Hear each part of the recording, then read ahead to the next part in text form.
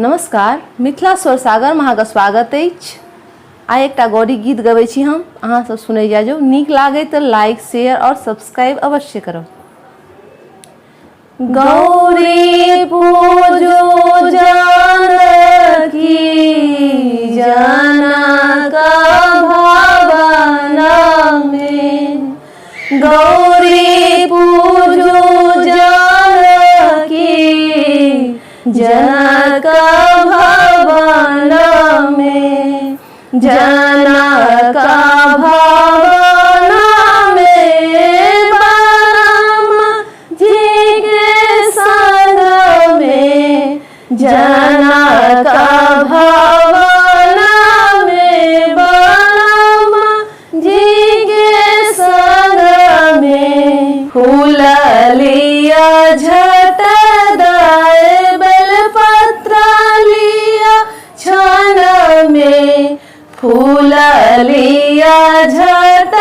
दाए बेलपत्र लिया छान में, गौरी पूजो जानकी जनक भवन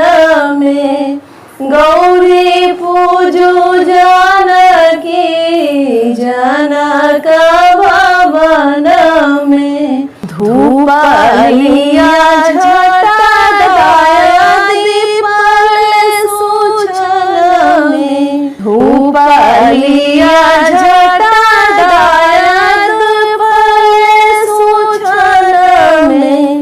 गौरी पूजो जानकी जनक भवन में, गौरी पूजो जानकी जनक भवन में, सिंदूर लिया झट दाया चांदन लिया छन में, सिंदूर लिया झट दाए चांदन लिया छन में, गौरी पूजो जानकी जनक भवन में, गौरी पूजो जानकी जनक भवन में, अक्षत लिया झट मधुर लिया छन